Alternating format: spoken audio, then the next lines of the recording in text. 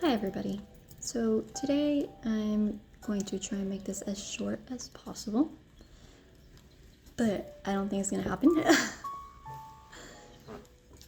So I am obviously a big fan of Women's History Month, which is this month.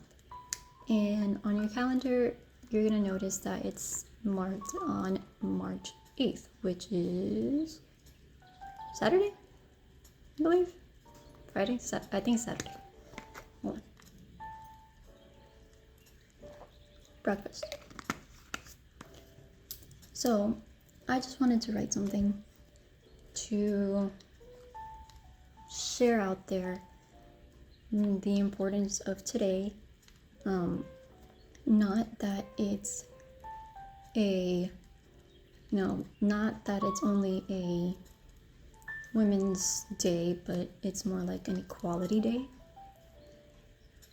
So I wanted to give something for my mom so she can read it to people and share with people at her church or, anybody she may know, forward my email that I sent her, give a voice.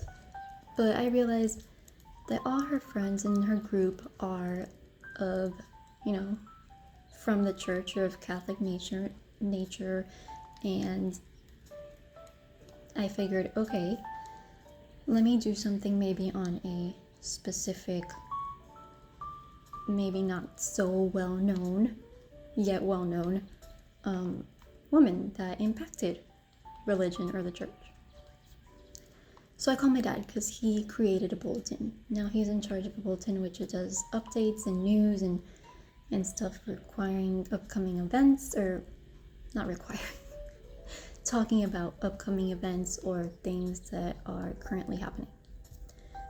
So I called my dad, and the first person he thought of and said was, hold on, I don't want to get her name wrong, Saint Teresa of Avila.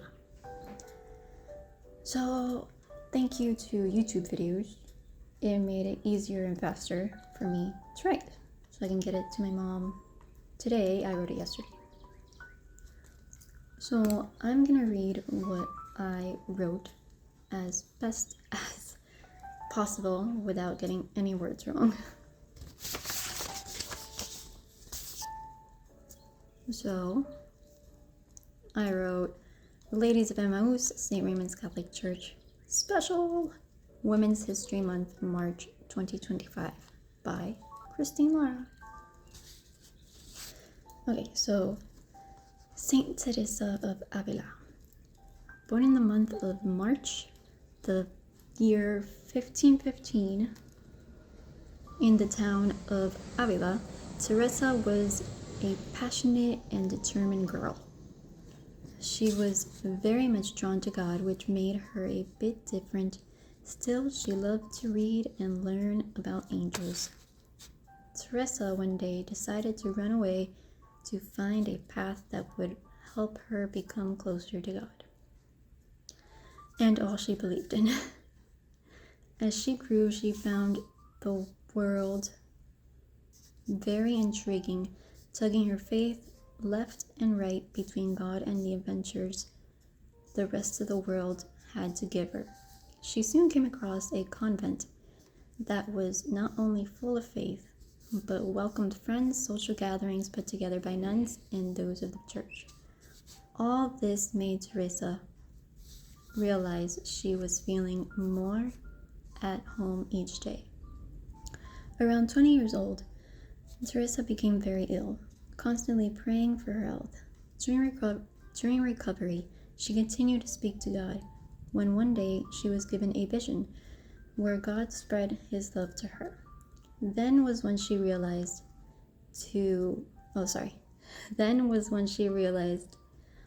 that she would dedicate every day of her life to prayer and devotion.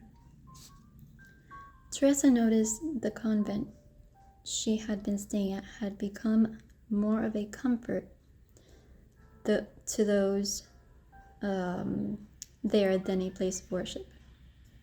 I got that sentence wrong. Sorry. She went around speaking her mind, trying to make a difference, but people simply did not listen or always turned their heads with opposite opinions. Teresa opened her own convent that was calm, loving, full of people devoted to prayers and followed God as much as she did. Later, she would continue to build 17 more convents in Spain. Teresa wrote prayers and experiences in hope of helping others find their way to God, hoping that not only the challenges that she had gone through and her writing would inspire them, but open them to all that is possible with faith. All that was possible with faith. After she passed in 1582, people still continued to learn more about her and read what she had to teach. In 1622, she was named a saint, and her general image in paintings and photos is her holding a book and a feathered pen, which I actually found pretty cool. In 1970, she was declared a Doctor of the Church, as one of the few women to ever have had that beautiful opportunity. So if you want, you can stop the video here, but I'm gonna read what I wrote in the more general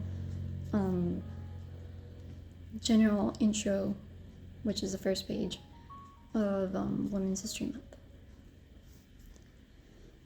Sorry, I'm running out of breath. I'm not used to reading so fast. International Women's Month doesn't necessarily fall under the scope that women are more powerful than men. We just want to feel equal and be heard. This month is a simple appreciation of what we've done and to recognize those who have empowered and inspired the world. To see the best in the female population who fight or have fought for us through the long years that passed or have yet to come. To remember, to accept, to learn that every voice through all of time has a fair game. Sorry, I got... March 8th has been marked on calendars as International Women's Day. It began in the early 1900s, but mostly worldwide known in the 1960s to 1970s. Though movements for political independence such as voting began long before then. Some of the women who we may have remembered through our lives we learned about in school, such as Rosa Parks, Anne Frank, Marie Curie, Amelia Earhart, Eleanor Roosevelt, Helen Keller, one of my favorites, Frida Kahlo, Maya Angelou, Susan B. Anthony, and more. Others we have come to learn more about through social society are Coco Chanel, another one of my favorites, Michelle Obama, and Princess Diana. So that is what I'm going to send to my mother, and hopefully she will share it with the church and anybody else she knows. And I will send it to my family and my friends, and hopefully if you guys want, I will, I read it here. I can forward it. Alright, you guys have a wonderful day, and always be with yourselves. Bye.